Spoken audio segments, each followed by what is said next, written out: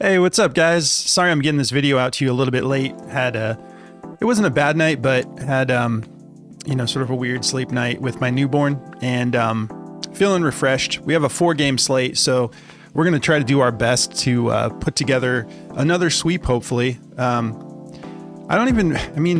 like, that's frustrating that was a last-minute DMP for CJ McCollum. A little bit of a tainted sweep, but still all the other plays cashed. We took Alex Russo over 8.5 points rebounds. He went for 14. He got this done pretty quickly for us. I think this was a first half cash, if I'm not mistaken.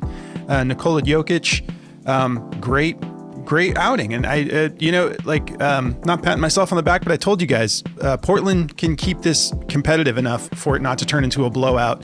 And I still think people are sleeping on Portland. But 49.5 points, rebounds, and assists. He went for 55. Great outing. Walker Kessler had me nervous for a little bit there, but then did end up exploiting that matchup in the second half. So we took him over 22.5 points, rebounds, and assists. He ended up, it was a slow start, and then he ended up finishing at 27. So got us the sweep. Hopefully you took some of these plays. I know you guys pick and choose from the plays I'm showing you and decide what you want to take, and that's exactly what you should do. You don't have to take all of my plays, but I do feel good about these today. Let me show you what I'm getting into. Same old thing, 2 units flex, 2 units power. I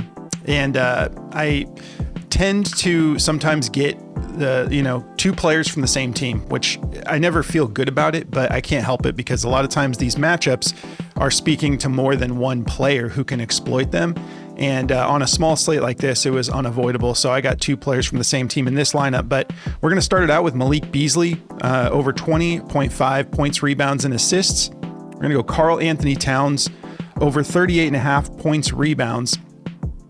Desmond Bane, over 30 points, rebounds, and assists. And Santi Aldama, over 17.5 points, rebounds, and assists. I'll break into these and show you why I like Bane and Aldama in this matchup against my Suns tonight. But if you guys don't mind, do me a favor and like the video.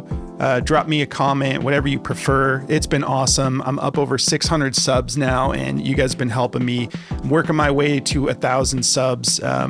It's been great. So I appreciate it. It really helps with the algorithm. Let's talk about Santi Aldama here. Got him pulled up first. 3 out of his last 5, he's cashed this, and it's kind of like, it's very minutes dependent, which makes sense. That kind of goes without saying, but in his case, it definitely is, because sometimes you do get guys that are getting the minutes, but they're still not producing. But he seems to produce when he gets his opportunities, and I think he should be good for the sweet spot minutes tonight, which I would like to see at least 20 minutes. 3 out of his last 5, he's cashed this. Coming off this game against Oklahoma City, where surprisingly in games where it's more competitive, he has a better outing than some of these games that are blowouts. But this game against OKC, it started kind of slow. It was looking like it was going to be a blowout. Then they made some adjustments. That's the night we took Zach Edey. He was struggling, unfortunately, and then they went small ball, and I don't want to say they made it close, but they avoided an absolute blowout. I guess in the end, 13 point deficit by the end, but it was looking like it was going to be nasty. But he went for 18 points, 6 rebounds, and 4 assists in that game. That's why I went ahead and just attached the assist to this play, because it's just a 2-point bump from the points, rebounds, and he's been getting more than that lately, and his potential assists have been looking solid too. So these other 2 games out of the last 5 where he didn't hit, like I said, if it's a blowout, like this was 138 to 107, and he only played 18 minutes, didn't get it done. This other game, 128 to 109, somewhat of a blowout, and he played 21 minutes, didn't get it done. But these other games, they're a little more, this is still kind of a blowout, 132 to 119. He popped off for 34 PRA against Milwaukee. And then again, against Houston, 119 to 120, he ended up clearing the line. So we've got this note from Outlier. This is beautiful. He's cleared 17.5 points, rebounds, and assists in 12 of his last 13 games versus bottom 10 defenses for rebounds allowed. 92% hit rate. I'll let you guys just look at that beautiful green there for a minute. This is what really sold me on the full PRA. The first play that popped off on my radar was his rebounds at 5.5, because it does look good. And I'll tell you why I almost took that. You can still take that if you want. If we look at the head-to-head, he hasn't hit this in back-to-back games head to head. And the minutes have been kind of like volatile. So in 30 minutes, he didn't get it done, 109 to 116. This was last season though.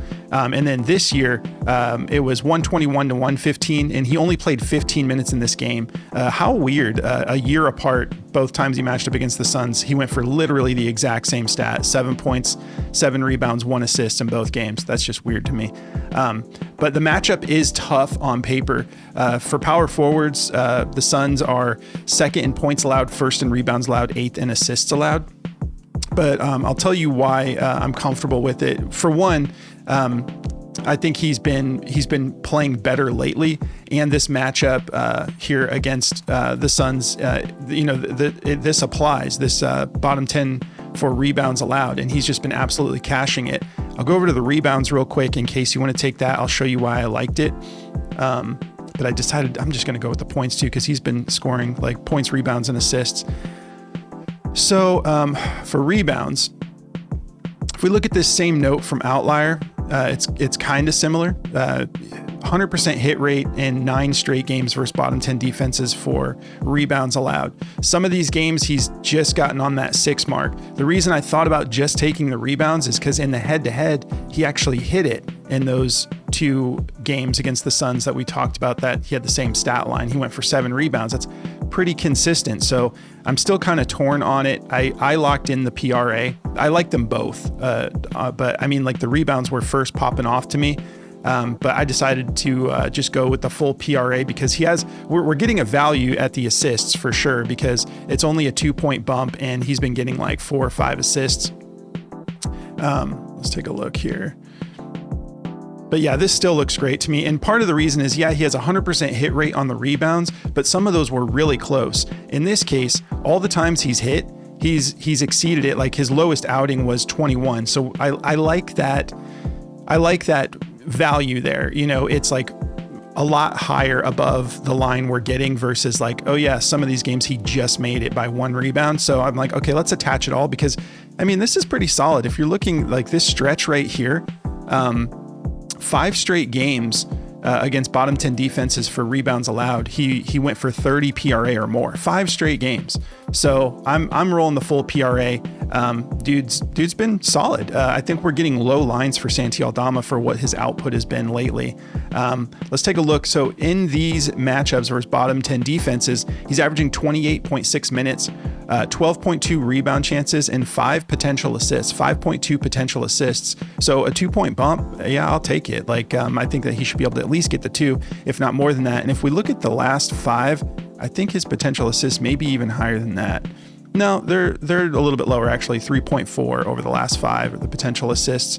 But yeah, I'm feeling great about it. Let's continue to look at this real quick. So yeah, averaging 28.6 minutes, 12.2 rebound chances, 53% from the field on 12.1 attempts, averaging 6.4 made buckets a game, 40% from beyond the arc. So this is how many games? 13 games. And he's averaged 2.1 made threes in those games. So pretty solid. So yeah, I'm feeling good about it. I'm going to roll it. Let's see what Daily Grind thinks real quick.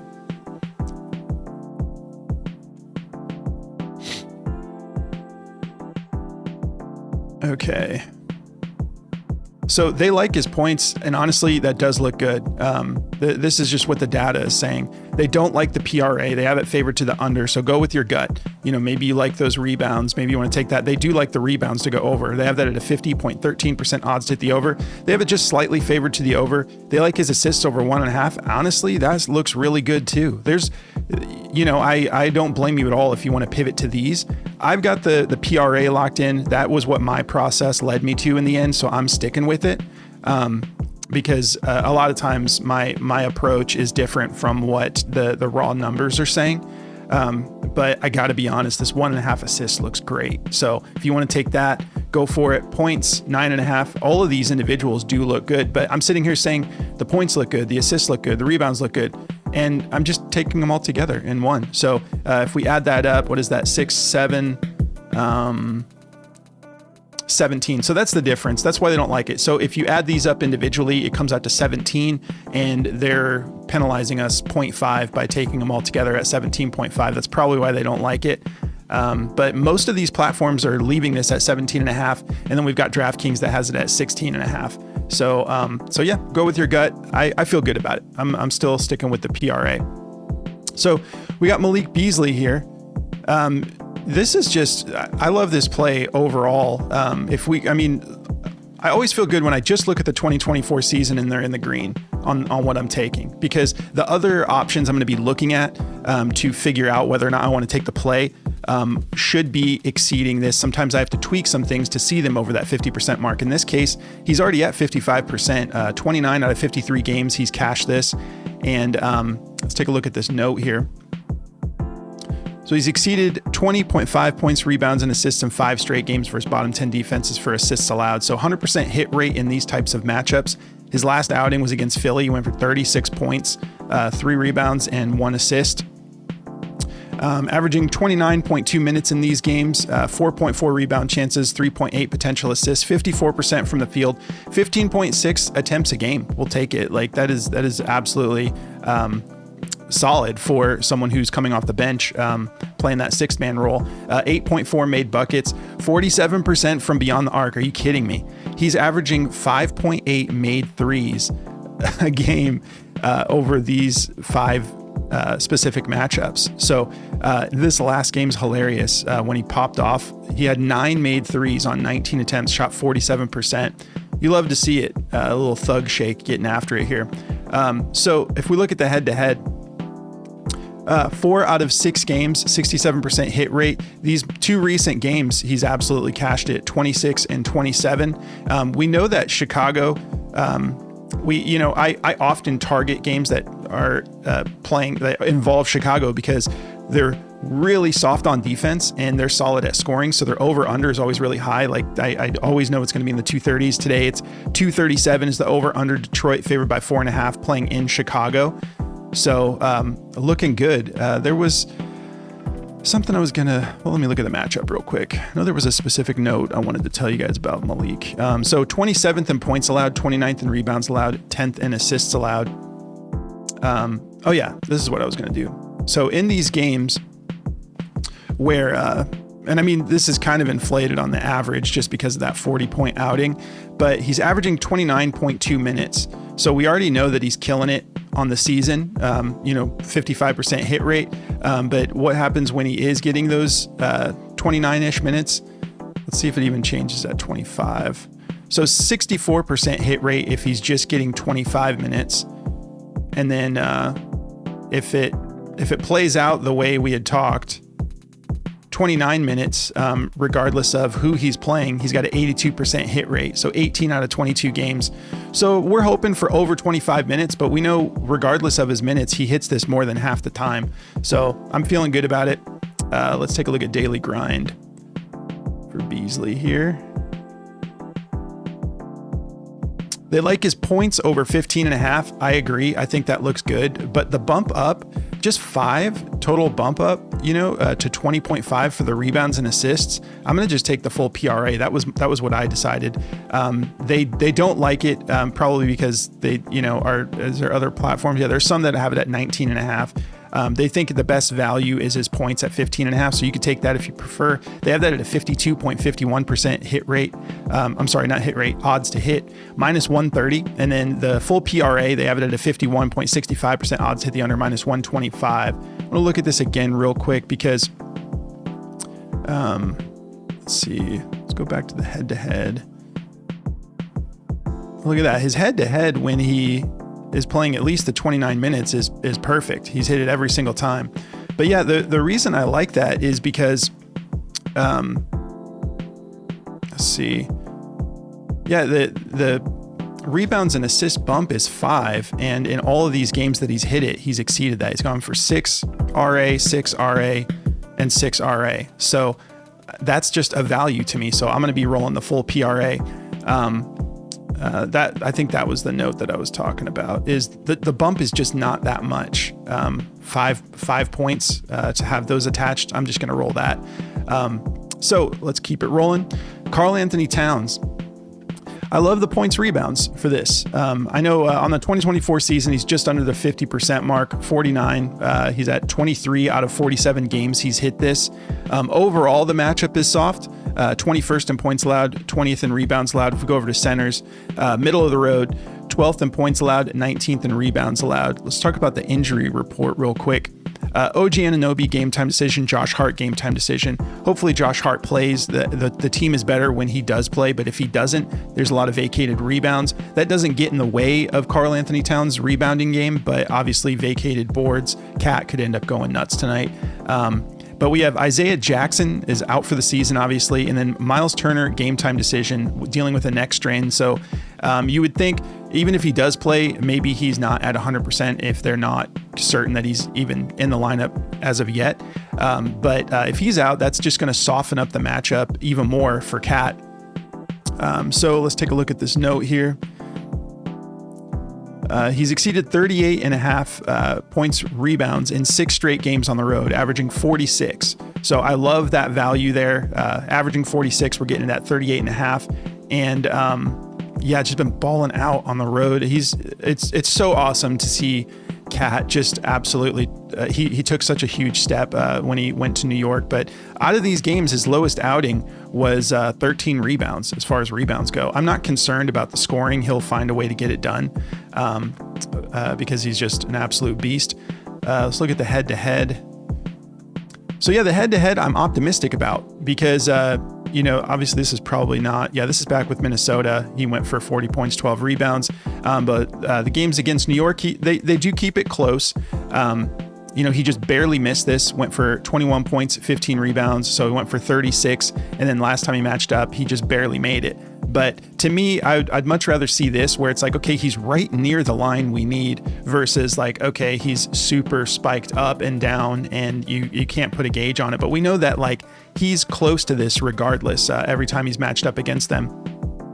So let's take a look at some of his stats while he's in these types of matchups, the road matchups. Actually, let's look at that real quick. So we're going to just go. So 49% hit rate. What does he look like on road games? Jumps up quite a bit, 65%. So 15 out of 23 road games. Some guys just play better on the road. And I think that's awesome. So regardless, I'm feeling good about that. I just want to take a look at one thing. So in these games, he's averaging 38.9 minutes a game, 23.7 rebound chances, 61% from the field on almost 20 attempts, 19.5 attempts, 11.8 made buckets, 34% from beyond the arc. We know he's better than that. We know he's capable of knocking on the door of 40%. So maybe he doesn't shoot the three as well. It doesn't look like he takes as many attempts on the road either, but 3.5 attempts on average, 1.2 made threes. So that's the only discrepancy is like he doesn't shoot as well from beyond the arc on the road. Is that all that says? Oh yeah, so these are the 6 straight games. So this is his last 6 games on the road. 78% from the free throw line, 5.5 attempts a game. We'll take it. And then what was the last note that I was going to mention? Oh yeah, so if we go back to the 2024 season, first of all, we love the way the games on the road look. 65% hit rate. And then I just want to look at overall when he's getting at least 35 minutes because he's averaging in these last 6 road games, he's averaging 38 minutes. But when he's getting 35 minutes or more, he has a 63% hit rate regardless of whether he's at home or on the road. Let's see what it looks like when we bump it all the way up to that 38-minute mark. That might be the sweet spot. Still in the 60s, 67%. I'm happy with all of these numbers. So yeah, and then if we keep that and then go show road games, so let's say he gets at least 35 minutes on the road. 79% hit rate when he's hitting that 35-minute mark. Now, I'm hoping Indiana can keep this somewhat competitive so we do get those minutes. The spread says they should be able to. So 239.5 over under. They're expecting a ton of scoring in this game. And New York is favored by just 2.5. So that's what we want. We want a high scoring game. We want it to be close. We want Cat to get those 35 minutes at least. And he should be good to go. And you might be wondering why I didn't want the full PRA for this one. It's because it's pretty simple. In the last 2 times he matched up with them with the Knicks, he had 0 assists. You can see right there. So I was like, okay, points, rebounds it is. We're just going to roll that. All right, let's see what Daily Grind thinks.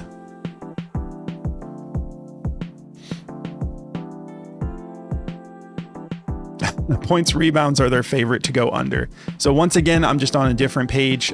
This is data driven. I'm building a narrative here and looking at the history of the plays.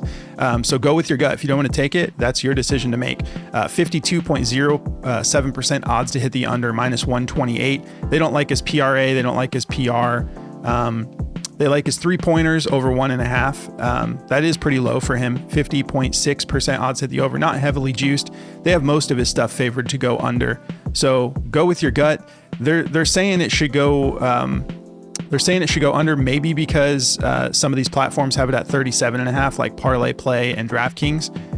I'm taking the points, rebounds. This is where I'm more narrative based, which it's still data because I'm still looking at statistics, but why do I want to add the assists on there when back-to-back matchups while he's a Knick, he's gotten 0 assists? It just hasn't really panned out to where he's facilitating much. So just give me the points, rebounds, and I'm confident in it. So I could be wrong, but let's talk about Desmond Bane. So 4 out of his last 5 games, he's gotten it done, and it's hilarious to me, and I love it, but it's hilarious to me that this shooting guard who has kind of tiny little T-Rex arms. I love Bane though, don't get me wrong, but that build is dominating on rebounds. I just think that's amazing. So yeah, 4 out of his last 5 games, he's gotten at least 9 rebounds. And I went ahead and went for the full PRA because 5 assists is lately, because it's a 5-point bump for the assists. 5 assists is kind of just like you can sort of count on it for him as of late. Let's take a look here. Specific matchup to shooting guards: 21st in points allowed, 19th in rebounds allowed, 22nd in assists allowed. This is against my Suns.